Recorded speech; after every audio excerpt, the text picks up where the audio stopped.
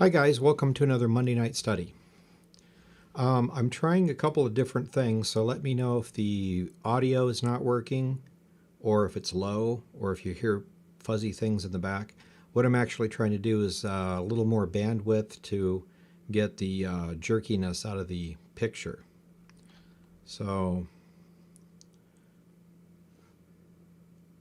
hopefully that works out good.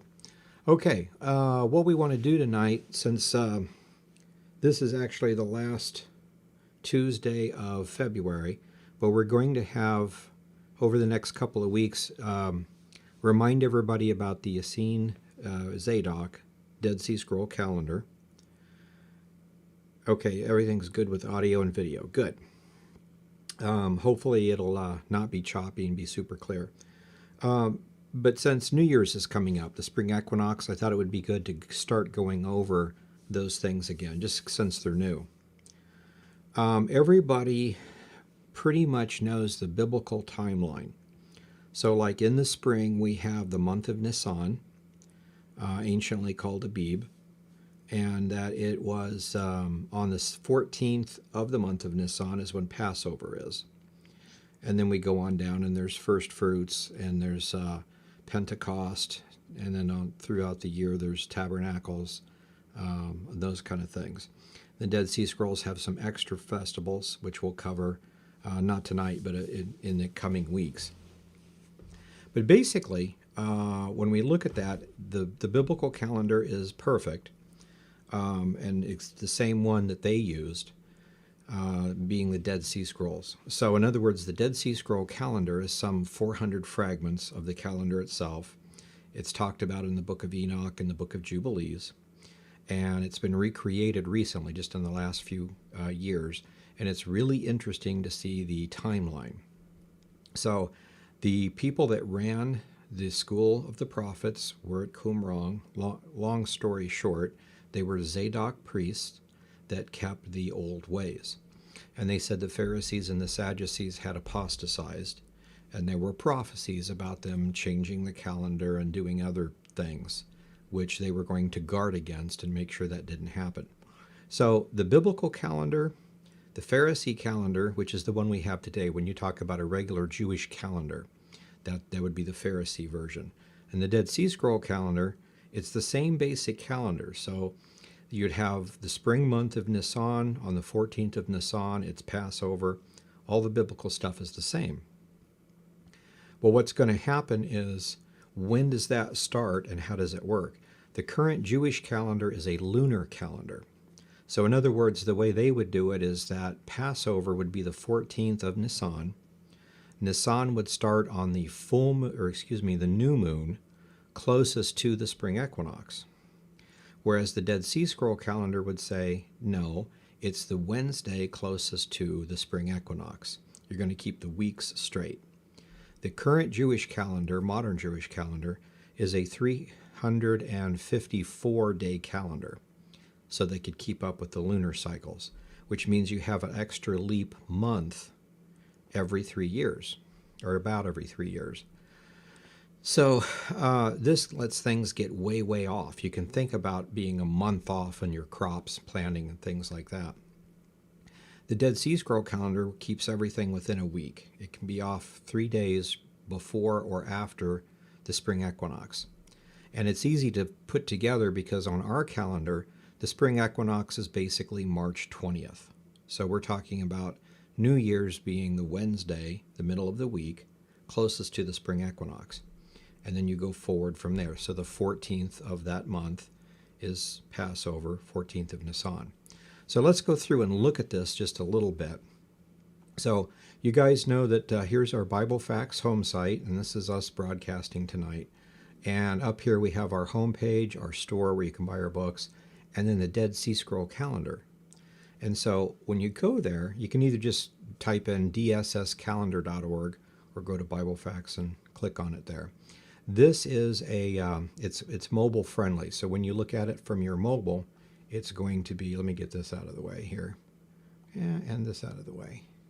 It's going to show up about like that on your phone. So you're going to come in and you're going to have, like today, is the Dead Sea Scroll date. It's Adar 17. The year is 5946. So we're 53 years away from the year 6000, which may or may not be the second coming, but that's the date anyway. Gregorian date is March 1st, 2022. Now, it's always the next day because I'm broadcasting in Kansas, the state of Kansas in the United States, and it's 7 o'clock Central Time. But if you go all the way over to Israeli time, Jerusalem, and this is what the weekday and time here, it's Tuesday, and this is Monday night, I'm doing this, but it's Tuesday at 3 o'clock in the morning, Israeli Standard Time. So it's already tomorrow in Israel. So this is geared to Jerusalem, Israel. So it's Tuesday, 3 in the morning, Israeli Standard Time. So this is going to be the same, just a few hours off from wherever you're at. And then the Pharisee date. The Pharisee date is Adar 1, or it's actually the Adar 1, the first Adar. There's probably going to be a second Adar. Or there's a second Adar every 3 years. Anyway, that's the extra month. So it's Adar 28, 5782. So this is the difference. So this is the Pharisee calendar, and this is the Zadok calendar. So what we want to cover tonight is just begin to look at these things, and let me go ahead and redo this so we can see it a little easier. But this is what you'll see. You can come here for a Gregorian style calendar and just click on the current year, or you can put in a 4-digit year, as it says here, from 1900 to 2100. So if we click on the current year, that's 2021, 5946. And the weeks are the same, but we're going by their time. And it's February, almost March. So we'll scale down to Adar. So here is, today it's March 28th. Not March, February 28th. So February 28th here's Monday, and it's already Tuesday in Israel. So it'd be March 1st. So this is the date. So in 2022, February 28th is a Monday, and it's the 16th of Adar. Then tomorrow's the next one. So we go on down this way. Now this particular year is a leap year, so we have a leap week. And that's basically what happens is you allow the week that would, or the New Year's that would be closest to the spring equinox will drift back. And when it's more than 3 days back, you add a leap week. So now it's 3 days ahead. So it's always within 3 days of the actual date, not within 2 to 3 weeks of the actual date. And that's the system we use. We'll go back and talk about the leap week later. But today I wanted to focus on the years, how we got them, and how that works exactly. So let me exit out of this. So again, you can type in, like I was born in 1965. So in 1965, the year was 5890. And it was March 17th was the first Wednesday closest to the spring equinox, and it went on down. Okay, so let's go back to here. And we're going to go to the explanation of the inner rings, which is the years. So in other words, why do we have the Essene date of 5946 and then the Pharisee date at 5782? Now notice this. Some of the church fathers taught the second coming would be at the year 6000. And people have asked me, it's like, well, I don't really think the second coming is 53 years away. May or may not be.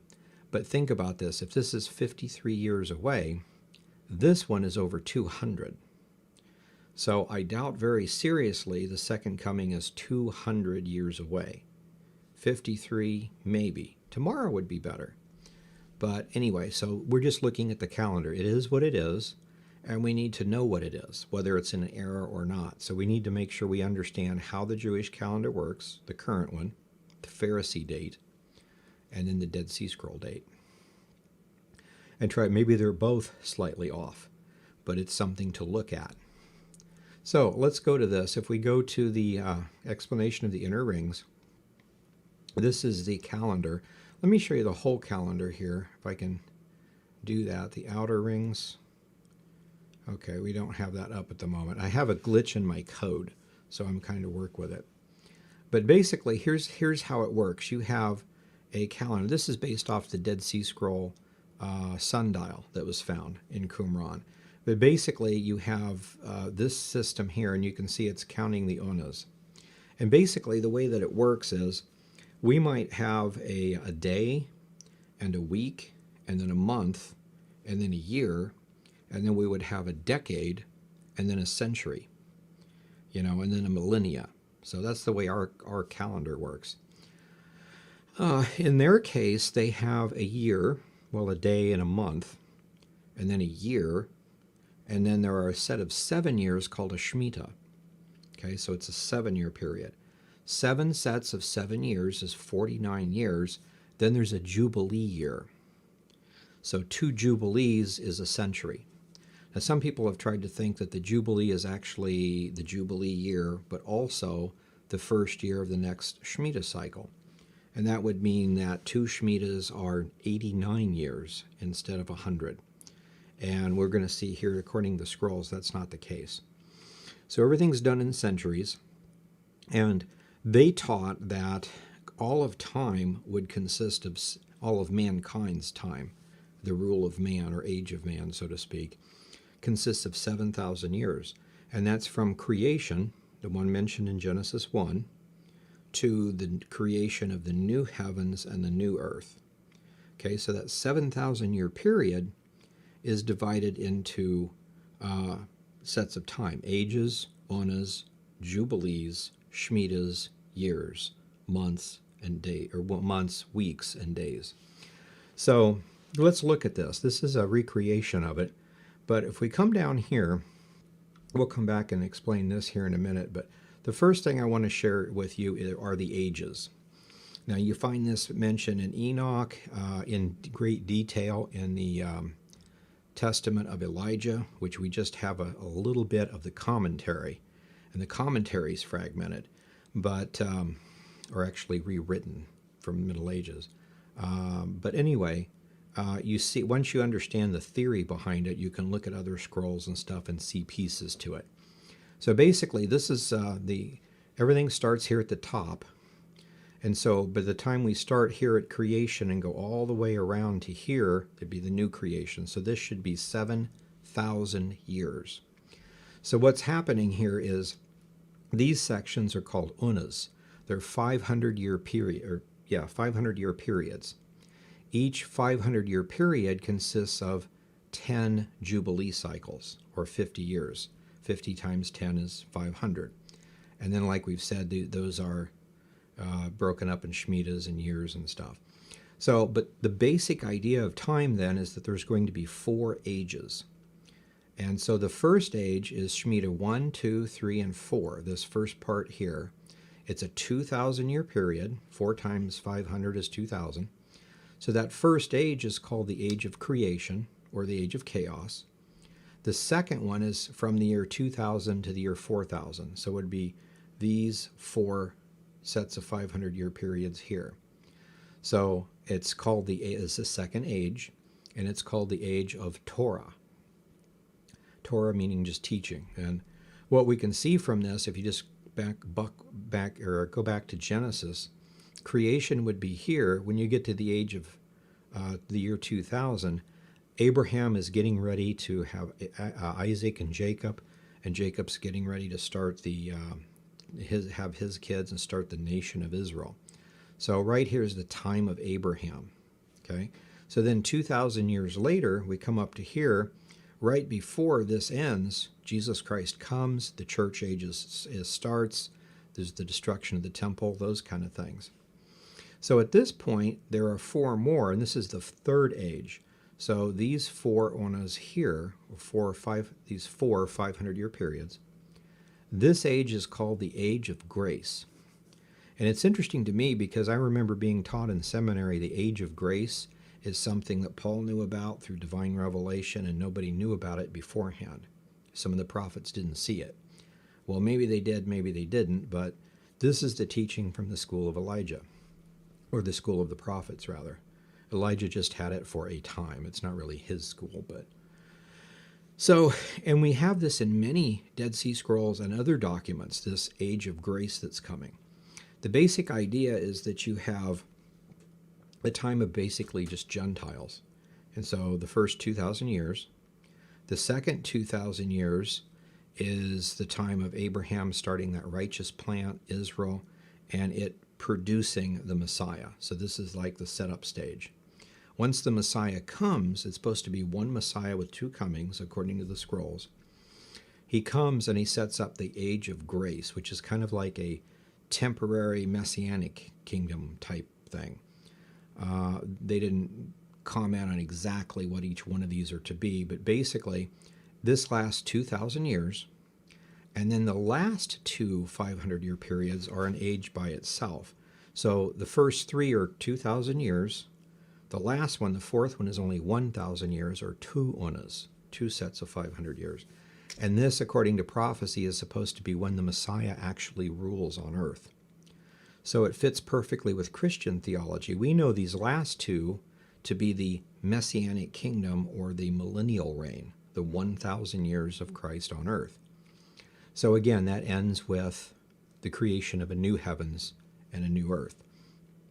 So these are the ages. So that it's, and again, you can come here and look at this and study it on your own, but there's 7,000 years broken up into four ages: the age of creation, the age of Torah, and the age of grace, each 2,000 years, and then a 1,000-year millennial reign of Christ. So that's what's being taught.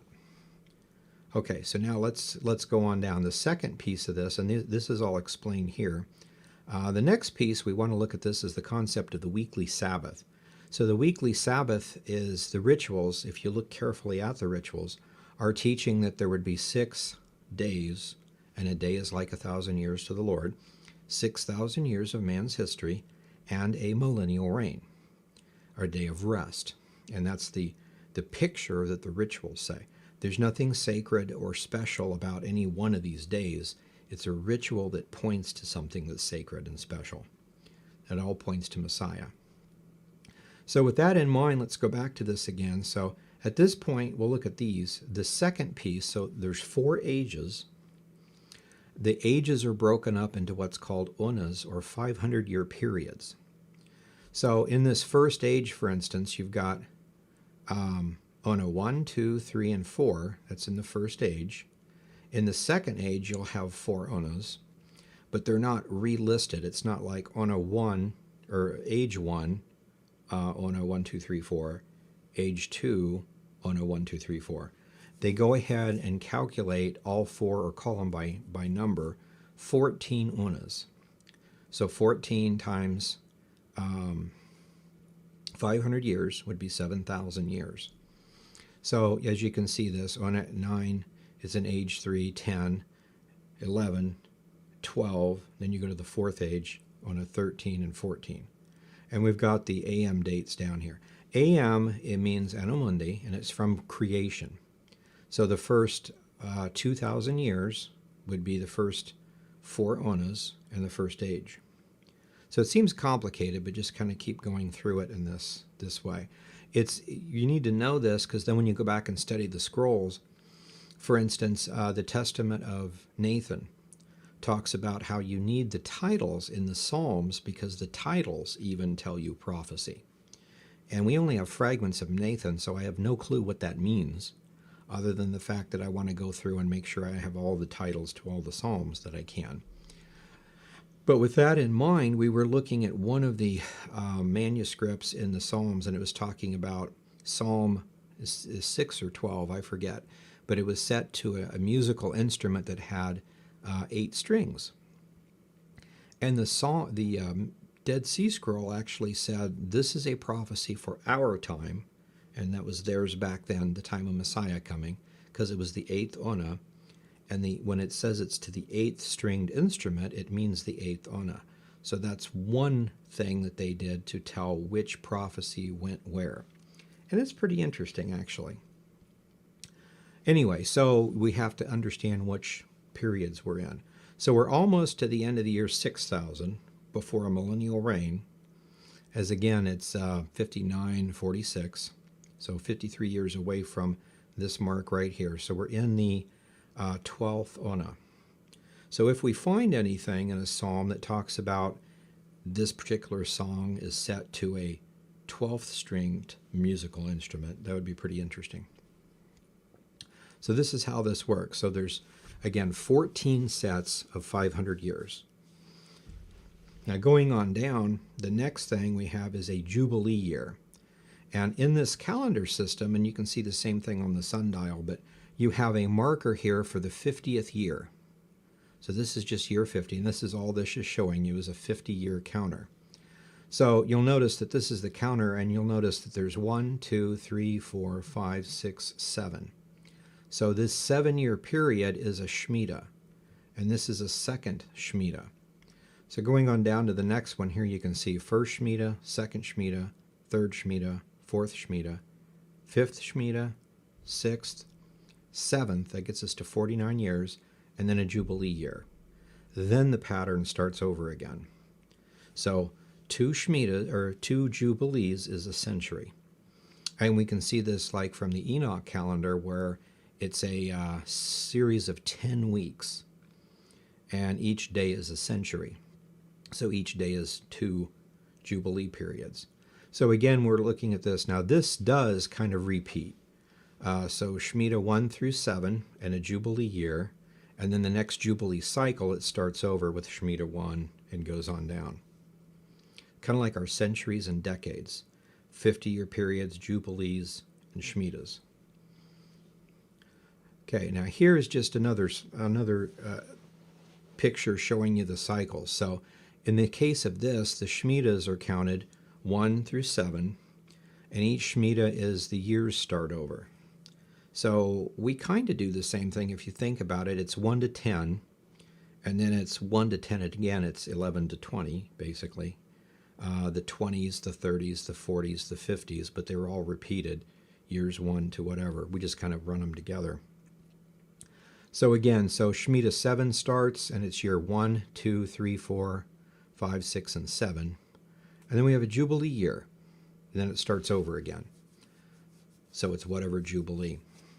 And we'll see how it's kind of written out in the scrolls in a second. So this is how that starts. So let me show you this. Now, here is a Jubilee, and these are some basic major events that are dated in the scrolls, written multiple ways. So here we have creation. It was supposed to be on the spring equinox, the 4th day of the creation week, the Wednesday. The reason why they always started on Wednesday. But it would be in the year 1. Now, it's not a whole year yet, but it's the year 1. And think about it this way. You remember how when you were a teenager and you got car insurance, and it was like out of sight, 2 to 3 times more than what anybody else would pay, because you're a new driver and it's necessary. But then when you're 25, that stuff, goes out the window, and you go back to being a normal. It drops pretty good. And in the insurance era, they'll say, well, when you hit 24, you're in your 25th year. So some of them will actually drop the insurance when you're 24 instead of 25. Okay? So when I'm just born and I'm, say, 6 months old, I'm not a whole year yet, so I'm in year 1, but I'm not 1 year old. So right now I'm 56. I'll be 57 in October of this year. But I'm in my 57th year, but I'm not 57 yet. I haven't went through a total of 57 years. So this is how we're doing it. So the year 1, we would call it the year 1, which would be 3925 BC according to their calendar, starting in Nisan 1. But it would be year 1 of Shmedia 1, of Jubilee 1, of Ona 1. So it's in the first Ona, in the first Jubilee, in the first Shmedia of that Jubilee, in the very first year of that Jubilee. You could even go on further. They don't do this, but you could say it was in the first month. It was actually during the 4th day of the first week of that first month. That kind of thing. So it depends on how this is how it would be written out in the first year and the first Jubilee, etc. The easy thing for us to do is just go by AM. And if you can convert it to BC AD, that's good too. So the next thing we have is the flood. And you can see this from Genesis, and I think I've got that down here. Genesis 7:11 states that the flood was in Noah's 600th year. And so if you add all those up, Genesis would show it's 1656, 1,656 years after creation. And it says it was on the 17th day of the second month. So it was one full month and then another 17 days of that second month. So 1 month and 17 days later is how we would say it. So that was ER. It's the first month after, it's the second month, the month after Nisan. So if creation was Nisan 1, Genesis tells us that the flood was ER 17, and the scrolls actually come right out and say that. It'll even tell you what day of the week it was. The Genesis commentary scrolls. So we know then from creation to the flood was 1,656 years, 1 month, and 17 days. So that's a pretty accurate calendar. Okay, and again, I can't say for sure that that's correct because I wasn't there and you weren't either, so it's just their calendar. But it's interesting that they have records, and it's not just the calendar records, because their concepts, their prophecies, and everything is dated and written in this form. So you have to understand their calendar, and then you can quickly convert it. Maybe they're off a year or two, whatever, but it's their system. And I'm just trying to get us to understand their system. So we can go on down. Abraham's birth, Abraham's covenant established, the exodus from Egypt was in 2448, supposedly Nisan 15. Well, I shouldn't say supposedly. Exodus chapter 12 says it occurred on the 15th of Nisan, and it was exactly 430 years to the day when the covenant was given to Abraham. So that covenant, although it's not mentioned in Scripture directly, Exodus chapter 12 tells us that these two dates were the same. And then Solomon's temple is dedicated. It just says it was in the second month, okay, in 1 Kings. I think it's chapter 6. And I probably have that down here, actually. Yeah, 1 Kings chapter 6, verses 1 and 38. 1 is when they started building it. It was 7 years and so many months later that, in verse 38, that it was finished and dedicated. So we've got the temple being dedicated in ER. We don't have a date, but it's that month. 2935, which turns out to be 990 BC. And Solomon's temple is destroyed in 3338. So that gives us basically 587 BC, which is what everybody picks. The secular people would say it's 586 or 587. This calendar says it's 587 or 588. So that's give or take a year. It's really interesting. And it's recorded that it occurred on the 9th of Av. And the reason we mention this is because a lot of people will look at Genesis and say, well, if Abraham was so many years old when Seth was born, he was so many years old. Every time you do that, what if he was, say, in 20 years, instead of 20 years in one day when his child was born, he was 20 years, 11 months, and 29 days old. So in other words, it's almost like a whole year later, but because it's one day off, it's still in that year. Well, in this case, the year starts and ends in March. So if we have any date on our calendar in January, February, or the first part of March, then we do have to worry about that, give or take a year. But if it's all, and in this case, it's all in the spring and the summer, so you don't have to worry about that give or take a year stuff. So if creation starts in the year 1, 3929 BC, Nisan 1, which is like March something or other, March 17th to March 23rd, somewhere in that neighborhood. It's in March anyway. And we go all the way up to here. Av is like June, July, so it's still that same year, and we have the exact number of years. So that's pretty significant. Now going on to this, what's interesting is we have the Messiah's death. We know that was on Passover, preparation of the Passover, so it's Nisan 14. We believe it was 32 AD, which would be 3957 AM. And on the Jubilee count, there wouldn't be any extra years. It was at the end of a Shmedia. So no years. It would just be called Shmedia 1, the first Shmedia of Jubilee 10 of Ona 8. So you had 7 full 500-year periods, and then almost an 8th one because you were in the 10th Jubilee of that one, but not a full 10 Jubilees because that would be an Ona. You were in that last Jubilee, and in the first Shmedia out of 7 Shmedias of that time period. So again, how it's written. I know this sounds complicated, but the more you look at it, it's not that hard. It's years. Years are just like hours. And you may start your year a week different than mine. Some people do the calendars a little different.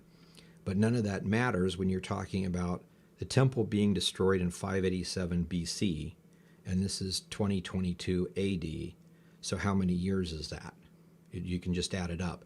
It doesn't matter if I got the wrong calendar and it was actually the 3rd week of June as opposed to the 4th week of June.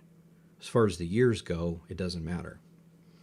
But it's interesting because with this particular date, we have Dead Sea Scroll 11Q13 that talks about Messiah, who is God incarnate, coming to pay the penalty for our sin nature and reconcile us to God.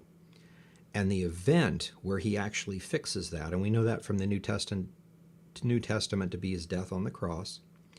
So the Messiah's death on the cross, it says in the scroll, the event would occur exactly 1 Shmedia after the end of the 9th Jubilee of their age. It doesn't actually say Ona 8, it says of their age. But you've got 500-year periods. Like today, there's people that say maybe it was anywhere from 28, 29, 30, 31, 32, maybe even 33 AD, but in there somewhere. No matter what you think about that, it's inside of a 500-year period. Yeah, that's pretty safe. We would even say, give or take 2 decades, nobody would disagree with. It's in that era. So it's in that Shmedia, actually, from this. So with the Dead Sea Scrolls saying that, it's interesting. So it's in the 8th Una. The 8th Una has not been completed yet exactly. And so you have, let me see if I can highlight this. There we go. That's what I'm trying to do. Exactly 1 Shmedia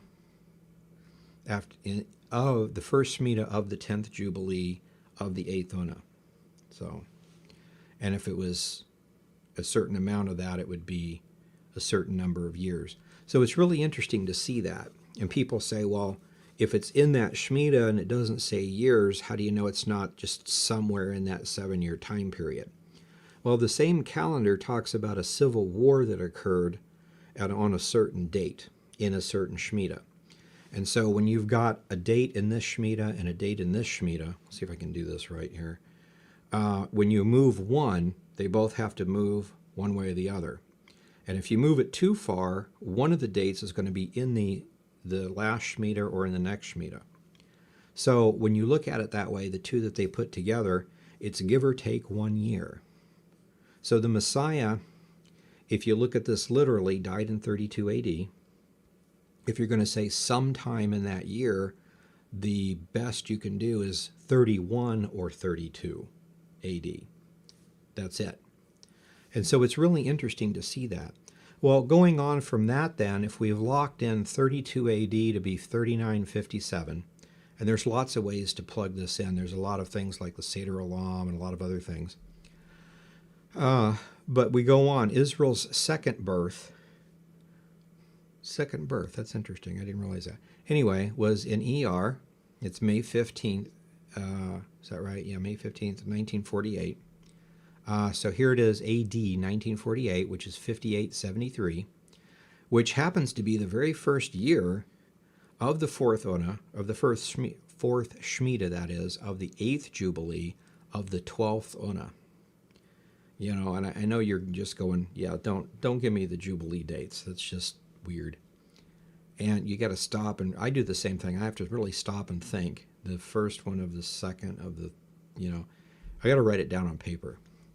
This is probably very good, but extremely hard, for me anyway, to wrap my head around. It's much easier just to use the AM date. That's like the easiest one. How many years from since creation did it occur? 5873. Great, I'm done. There we go. I can picture that in my mind. 5,873 years, and then some days and months. Israel takes back the Temple Mount, so the year 6000 would be the end of the 10th Jubilee of the 12th Ona, which is the year 6000 AM, which would be 2075 on this calendar, and first year of the kingdom of the other. So this is how we date this stuff. And again, we can't really set dates, but if you have a calendar system, you can date when the year 6000 is, and that either is or is not the second coming, but some people thought it was and some people thought it wasn't, some of the church fathers back then. And I'm trying hard not to set dates of future things. Israel coming back in 1948 and taking the Temple Mount in 67 are prophesied to the day, and they actually occurred on the day prophesied, much like the Messiah's death was in 32 AD, according to Daniel 9. The Exodus of Egypt is dated that way. We have it in Exodus 12 that it was exactly 430 years to the day from when Abraham was given the prophecy. So, Nisan 15. And then we're told it was Nisan 15 when they left, so even give or take a day if you wanted to say, well, technically it was midnight, which would have been after the other one, and however you want to look at that. But this is how the year goes by, so I just wanted to share this with you. So if we back up to here, you can see, again, today is supposed to be Adar 17, 5946. And on the Pharisee date, it's Adar 28, so it's like a 10 days difference, actually. But it's the year 5782. Now next week we'll come back to this, kind of brush up on it, and we'll look at the days and the months in a year, which I think will be interesting. Today I just wanted to throw the numbers at you. So understanding this, so the second coming, if it's the year 6000, according to this calendar, would be over 200 years away. According to this calendar, it would be 53 years away, or almost. It'll turn 5946 in March, which is like 20 days from now when we have our New Year's, or the Wednesday closest to that, in the next 3 weeks. If we're talking about the Gregorian calendar, and Jesus, came, it was from his birth to his birth, it would have been the year 2000, so that's already over, so that didn't happen. If you're talking about his death being the 2,000-year church age, then the Messiah might come back, second coming that is, in 2032. So we're in the neighborhood, we're in this season, and you can tell we're getting close to the end times. And a lot of people are thinking that way. Some people are saying, well, 2032 minus 7 years is 25. So maybe the rapture would happen in 2025. Well, according to this calendar, 2025 is the Jubilee year. We go home on a Jubilee year, maybe. Maybe not. I'm thinking it's going to be a little further out than that. But I hope for tomorrow, but I'm thinking a little bit later. But I just wanted to share this with you. And again, you can come here, look at the current year, type in a year. Let me get back out of here. A 4-digit year between 1900 and 2100. So that's it for tonight. Well, actually, one more thing. So the question arises, how did the Pharisees go from 5946 to 5782? Why 160 some years difference? How did that happen? There's a book called the Seder Olam. We know that there's probably been some funny business with the calendar. The Book of Jubilees, the Book of Enoch, and the few other Dead Sea Scrolls all talk about how when the apostasy hits, there would be a corruption in the calendar. The Jews would go from using the pure solar calendar to a lunar one, which is based on a pagan system. And it turns out that was true. It was based on the Seleucid Empire. It was a derivative of the Greek calendar, which was all lunar. So anyway, so with that being the case, this is the story that they give. May or may not be correct, but it seems like it is. So how did they get from that? The Seder Olam actually does the same thing I kind of did when I did ancient post-flood history. Tried to add up the years and stuff. If we know the flood, for instance, and we know the Exodus from Egypt, you can subtract them. So the number of years between the flood and the Exodus is 792 years. So all of the Old Kingdom has to fit in that 792 years, unless there's some other major catastrophe that's mentioned somewhere. And you can go to those places and begin to plug in the dates, and eventually you can see how they fit. So he did the same thing. Whoever wrote this, it was a Jew trying to be respectful to his elders, but he actually mentioned there was a rabbi named Yoshi who didn't like what was going on, people believing that the Messiah had come. And he tried to change people's opinions of Daniel 9. Daniel 9 specifically says, from a commandment to rebuild the temple, or Jerusalem, so many days, Messiah will be cut off. It's very clear. And you can get a calculator out and a calendar and figure out when that was. Well, he said, well, it doesn't really mean that. It's from the destruction of the old temple to the destruction of the next temple. Well, that's fine. It's not fine, but I mean, you could probably make that fit, but then there's so many other dates like Cyrus and all this other stuff that don't fit. So he tried to like tweak the numbers a little bit, and they were just so messed up, everybody rejected it. So he went back to the drawing board, came up with a totally different theory, submitted it again, and nobody's going to buy that one either. It just doesn't fit.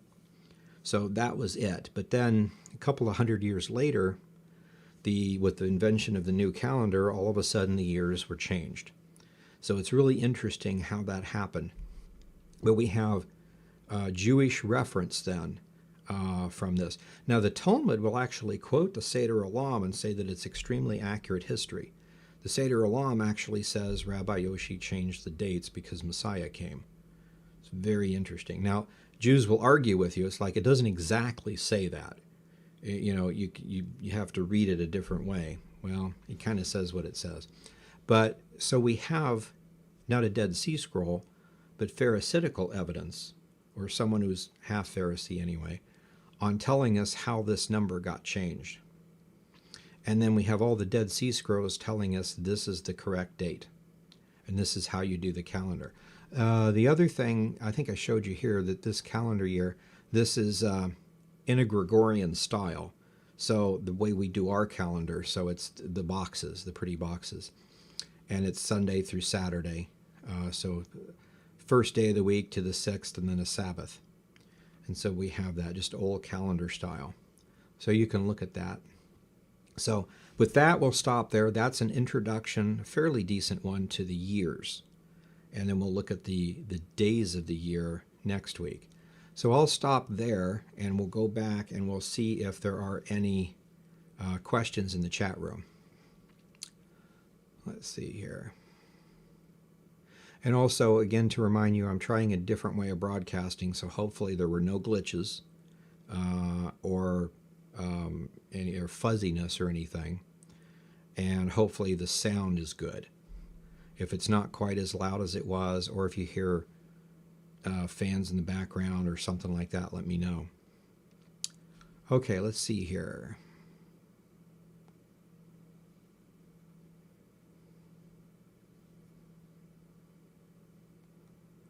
Okay, talking about Canada and the Ukraine, other things that are going on.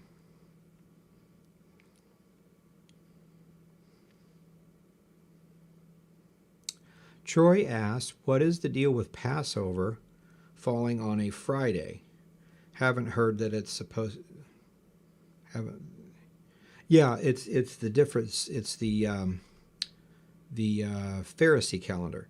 One of the things the Pharisees did is they did the lunar stuff, but then if you do it just straight out that way, that the year starts on the first of Nisan, which would be the new moon closest to it, if you're always going to do that, then in some years you're going to have Sabbaths fall on high holy days. And they decided you couldn't do that. And so on the years that it does that, there are special rules for the modern Jewish calendar that it has to be kicked back a day or a week or changed in some way. So like most calendars, there's all these rules on exceptions. This year, if Sunday is the day before or after this day, then we change something. And this was the calendar of Hillel the third, I believe. And incidentally, it's interesting. Look up what Hillel means in Hebrew, or Hillel. Anyway, but it's interesting. So how does that work? Going back to our calendar, and let me just do, because it'll be next year by that time. So here's 2022, 5947. According to this date, since it's a leap year, would start on March 23rd. It's bumped up. So the Wednesday. Passover is always on a Tuesday, according to theirs. But again, they're doing something different. So Resurrection Day would be April 10th, according to this one. But First Fruits is the 17th of April. And then, let's see, Pentecost is June 5th. It's going to be slightly different every so many years. So, but it's interesting just to see how all that comes together. So, good question, though. So, the Passover falling on a Friday this year is the Pharisee way of doing it, not the Dead Sea Scrolls Zadok way of doing it.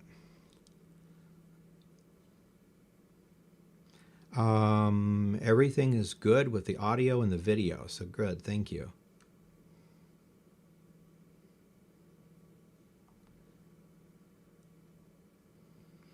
Did the Pharisees and Sadducees see the way as another sect like the Essenes that they had to get rid of? Yeah, they did. Paul even mentions this, that he was on trial again. It happened 2 or 3 times. And he would usually, if there was 50-50, he would try to say, I'm a Pharisee of Pharisees and I believe this. This is why I'm on trial. Try to get those guys arguing with each other to get him out of the hot water. But in one place in Acts, it mentions that he says, I follow the way of my ancestors, which they call a sect or a cult or something like that. So with him saying that, they recognize the fact that there is Sadducees and Pharisees, and then subgroups of those, and there's Zealots and Sicarii, and there's Herodians, and several other groups, and then there are we call them Essenes. It's a Greek word meaning healer, because of their herbal medicine, their prophecies, and stuff like that. But they were just Zadok priests. And I think the way that it started was, we're talking about Greek. If you are a follower of instead of the Pharisees or Sadducees, but the Zadok priests, Zadok, if you just run it directly into Greek, is Zadok or Zodi, and Sodi means way, like the right way or the wrong way. And so I think that's probably how it got started, Zadok way, basically. But anyway, it's interesting to see that Paul mentions, I follow the way, which my ancestors did. And again, you could translate that ancestors or ancients, either one. And they consistently refer to themselves as the ancients. So the whole concept is like, if God said we're sinners and a Messiah will come to save us, and it's going to happen this way at certain times, and here's some prophecies. And as we go through time, more prophecies and prophets will come and say stuff, but just follow directions. Then the religion is the most ancient of anything, really, if it started from the beginning. And that's their teaching. So they're going to say, we're the original religious Jews. And anybody that says anything different, it's because they've deviated from our way. We were here first. So it's the way, or the way of the ancients. So Paul saying that is pretty interesting. I follow the the religion of my ancestors, or of the ancients, which is the way, which they call a sect or a cult. So you can see that. And then Christians are called the way. And you can see that because we may have slight difference of opinions, but if the Sadducees says there's no Messiah really, there's no life after death, don't worry about it. And the Pharisees say there is a Messiah, but he's just a guy that leads an army. He's not God. There's no virgin birth. There's no need for salvation. Just follow the law.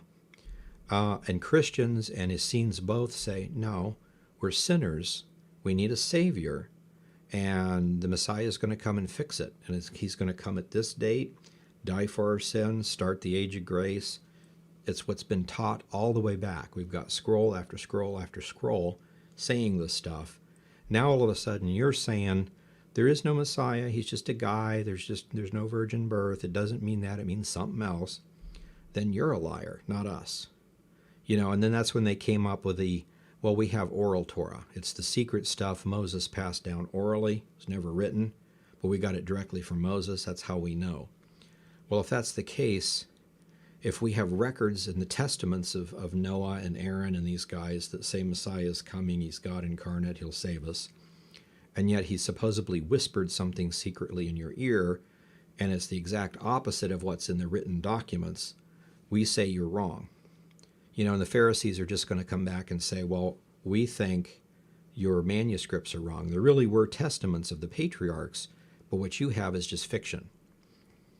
Well, that's fine, but as a Christian, that would be an in-house debate, and there'd be no way for me to tell who's right and who's wrong, except as a Christian, I follow the New Testament. So according to the New Testament, we're all sinners. Christ came to die for our sin. He came in 32 AD. He died on the cross. He started the age of grace, the Pentecost, the giving of the Holy Spirit. It's all clearly spelled out. So if these manuscripts are 100 to 200 years before Christianity, and they say the same thing, that's pretty convincing. So, yeah, it was definitely a sect in that sense.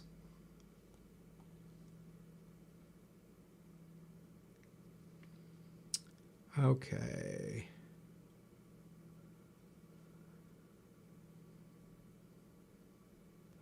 I was studying, the question says, I was studying the description of the temple menorah and read somewhere that it helped the priest track the feasts and the calendar. Do you know anything about that?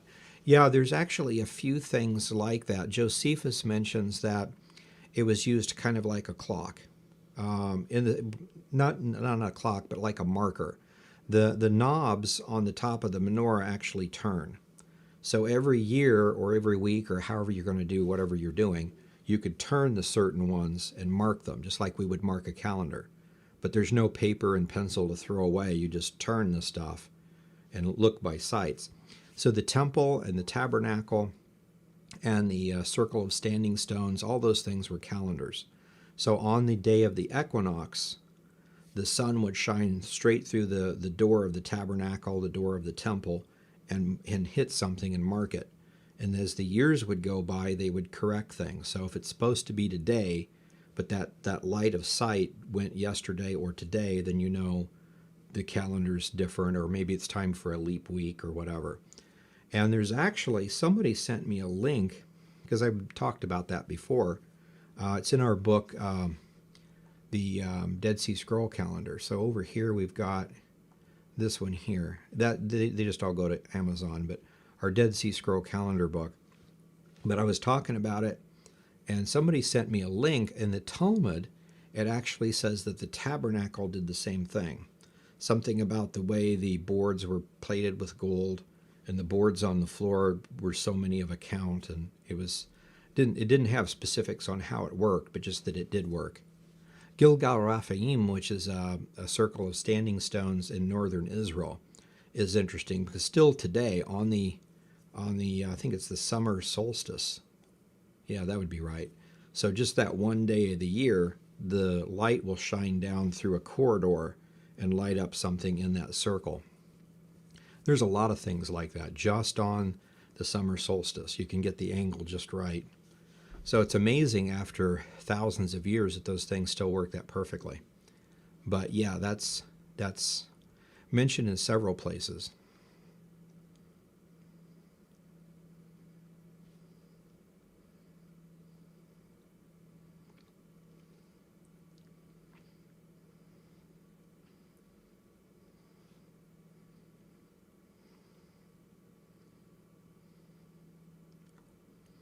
Okay, question. What if the year 1 is counted at the beginning instead of the end of the Shemitah? Is there any basis to count this way? As far as I can tell, the way that everything goes through, you start with the smaller pieces. So you're in the first Shemitah, if like from creation. So if we're in the first year of creation, everything was created like a month and a half ago. Hasn't even been a full year yet.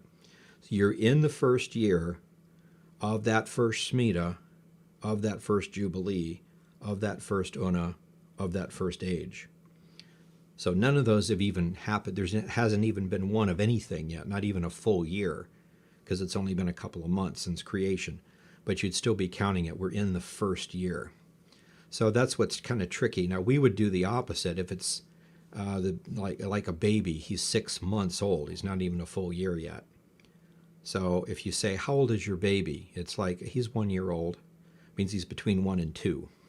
If he's not quite a year, you're not going to say he's in his first year.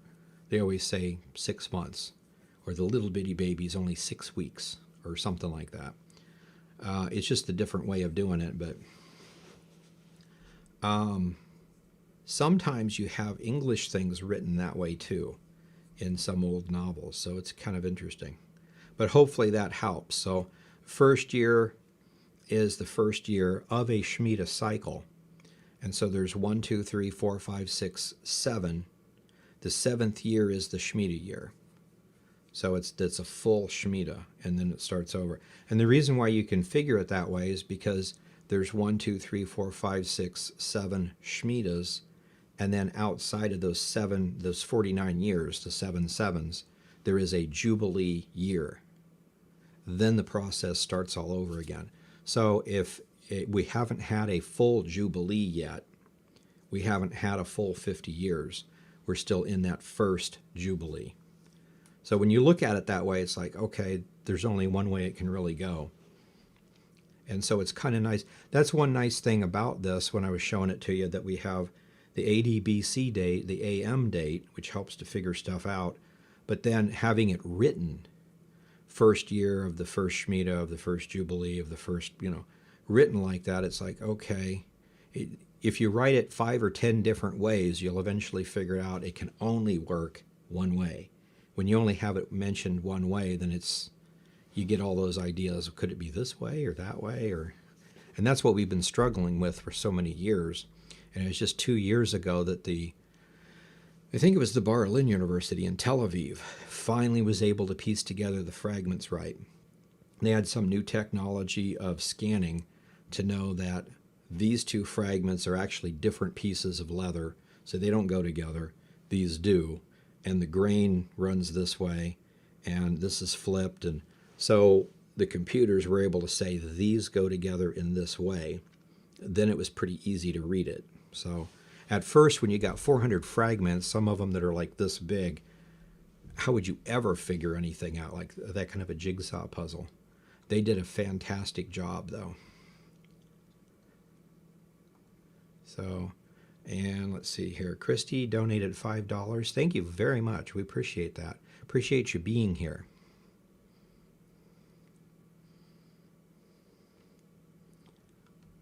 Okay, so when exactly does the Shmedia year start and end? So there's a 7-year period. The last year is a Shmedia year, and then it repeats 7 times, and then there's a break. There's a 50th year, which is a Jubilee year. That whole time period is a Jubilee. It's 50 years. But the ending parts are always those things. So at the end of a 50-year period, it's that Jubilee year, but in that 50-year period, it's in that Jubilee cycle. So a Shemitah cycle is a 7-year period. The actual Shemitah year is the end of that 7 years. Because we start with the first year of creation, which is the first year of the first Shemitah, of the first Jubilee, of the first Una, of the first age. And so since it's written that way, that really helps to plug it together.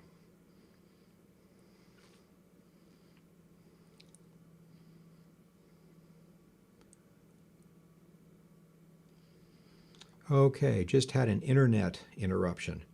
So I don't know if anybody else saw that or another, but hopefully this is...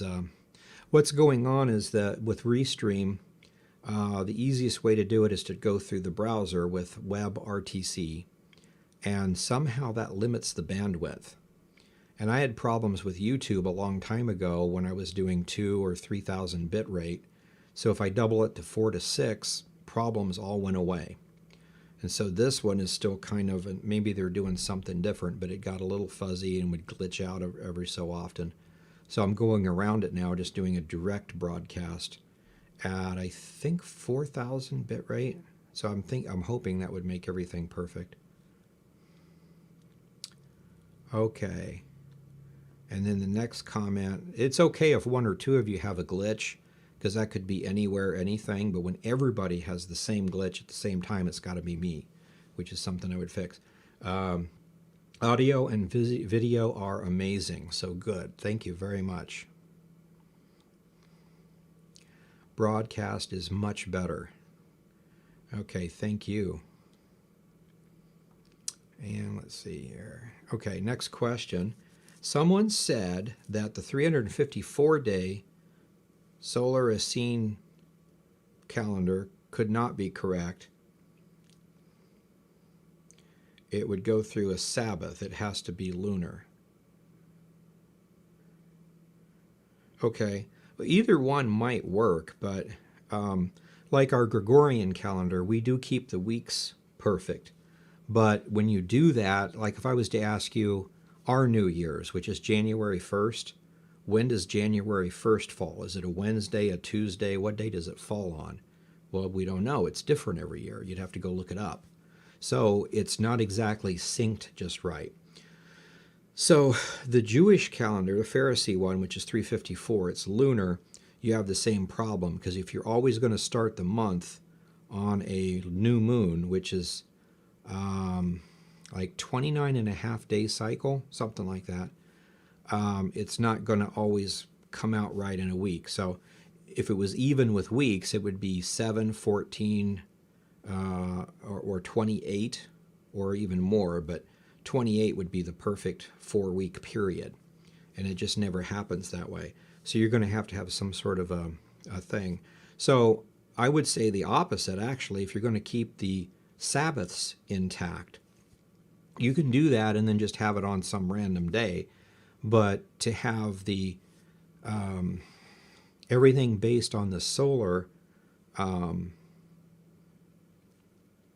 equinox and have the weeks perfect, never overlapping, because some people have theorized at the end of the year you just add a couple of days and then you just start it over again. Well, that means the Sabbath would be different every year. The Sabbath would be broken. One day at the end of a year, you'd have a 3-day week, and then the 4th day would be the Sabbath. And it's just like, that's not the way it would work. So yeah, it would have to be solar for this to work out regularly. So, and they have a 354-day. The Essene calendar is 364. And the reason for that, 364 divided by 52 weeks is 7 exactly. So it always comes out perfect. But like any calendar system, there's a drift. There's like at least a day or two and some hours and some minutes.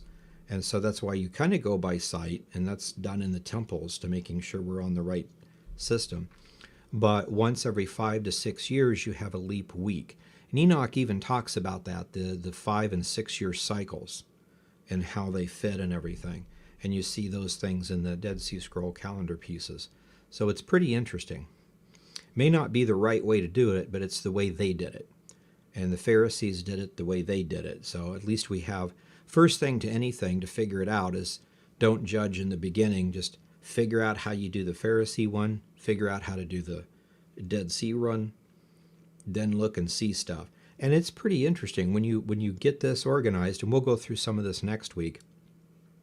But you'll see things in Scripture where something happens 5 days later or 3 days later, something happens.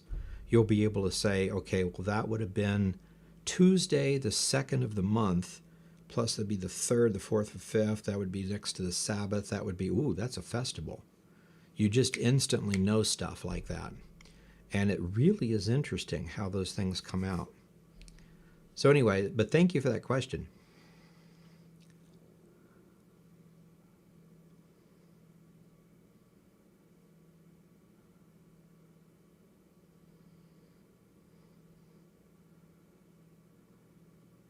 Yeah, okay. Hillel was the 2nd century BC. I think I said 3rd, but yeah.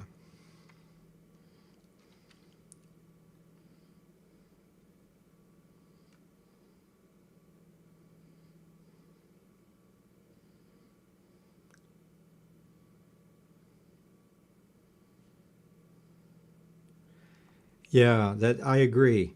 Comment, it sure would be nice if you were 47 years off somewhere since creation. It would be nice, wouldn't it? And that it seems to fit, give or take a couple of years, but with that one Dead Sea Scroll putting Messiah's death, one Shmedia at the end of the 9th Jubilee of that age, or that Ona, give or take a year at that point, that's pretty decent. So that's only been a little over 2,000, well, not even 2,000 years yet. And it could be, I'm not saying I'm right on this, we're still trying to put it together. But I think it's really important that you know, you don't have to memorize anything, but you need to know the Pharisee calendar, just for witnessing purposes to figure stuff out, the lunar calendar. And then you need to know the Zadok calendar, just in case it's correct. And then go through the scriptures and see which one adds up right.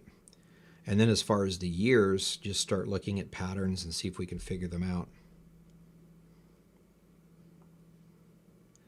Yeah, here's a good question. Would 2,000 years be when Jesus started his ministry versus his death? That's a possibility. The only thing we can do is plug those numbers together. His death plus 2,000 years would be 2032. Start of his ministry would be 2028. Which is 6 years from now, more or less, 6.5, whatever. The end of the age, the way they count it, is a different number. So we just need to mark those dates and kind of see how all come together. People have been asking me about the Russian invasion of Ukraine, and does this have anything to do with the Gog and Magog invasion and stuff like that? It could. I mean, all we know is that there's a lot of countries involved. It would put Russia one step closer, legitimately, just to be at the end of their, what the land that they control, one step closer to Israel. So it might have a connection, but I think they could still attack Israel if they wanted to, whether or not they had Ukraine or not. So I don't know if it makes a major difference or not. But it is interesting to watch, especially the way we've been looking at the Dead Sea Scrolls with the revival of the Roman Empire right before the 10 toes or the 10 nations come about, and to see the Ezra apocalypse basically telling us that Russia is involved with this, and connecting it with Gad and Ezekiel 38, which we'll do in the future. And we've talked about it a little bit, but it's pretty interesting. That could be looking at the prophecy wrong too. Anything future, we're speculating, and I want you to understand that. I'm not going to be dogmatic on anything because we have to wait and see. If I say I think this happens, the date comes and it happens, yay, I was right. And if not, I was wrong. But we're just trying to piece them together. None of us are prophets, but we have prophetic writings that are fragmented. But it's the best we have at the moment. So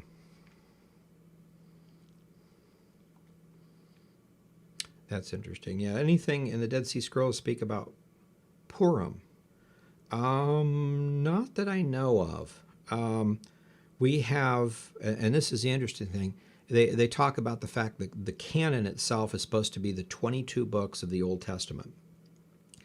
And it's 22 basically, or no, 24, excuse me, just because of the way they break it together. 1st and 2nd Kings, the 12 minor prophets are one book, things like that. But it equates to the 39 books that we have. It's the same stuff. And every single book, at least a fragment of every single book, has been found except Esther. But since they say it's supposed to be 24 books, they probably accepted, I mean, not accepted, but had Esther. We just haven't found anything. So we have all that. But there are some stuff about the Persian period, but it's not Esther per se. Anything about Purim, not to my knowledge.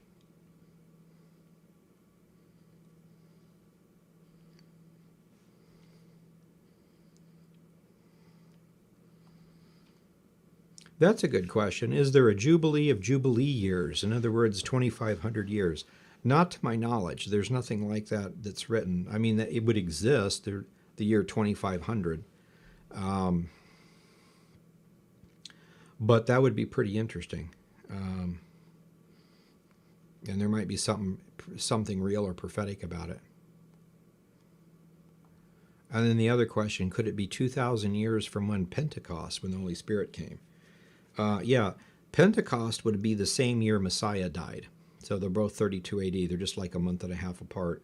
Well, 50 days apart. But so that gives us, whether you're thinking it's Messiah's death or the starting of the age of grace, which would be the Pentecost, the church age, all that would be 32 AD. His ministry would be 28. His birth would be 2 BC. End of the age, the way they have the calendar, would be 75. Destruction of the temples, 70 and 73. Bar Kokhba rebellion, 135. So there's lots of things in that time period area.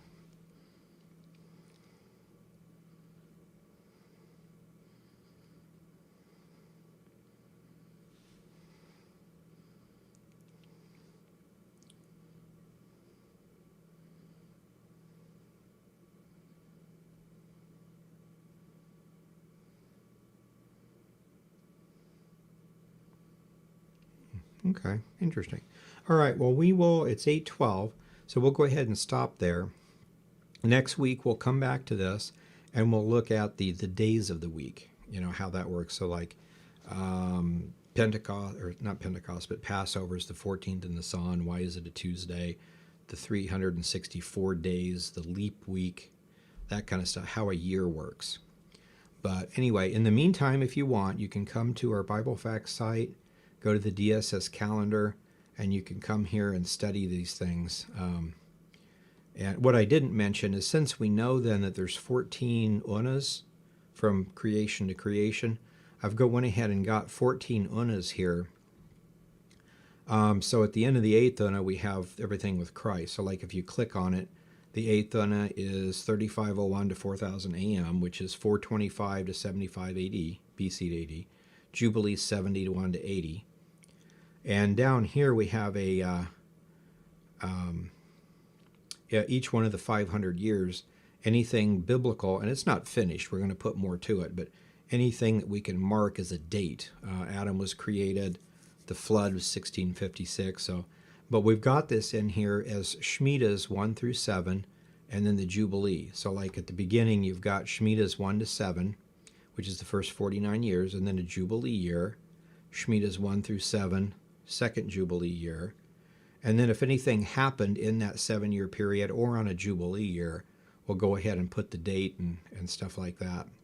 So Pharisees, so here's Christ being born 2 BC. And his ministry, AD 29, 30, 31, 32. Okay, I said 38, but anyway, 32 AD, and then Jerusalem temple. So we're trying to do stuff like that.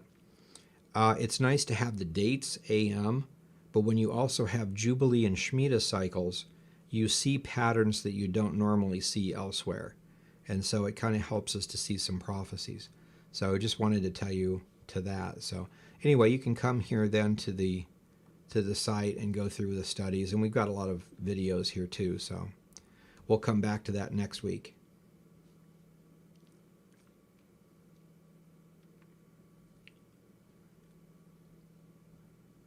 Okay. We'll go ahead and stop then. And thanks for watching. Thanks for helping me, get the video and everything working well. So God bless you, and we will see you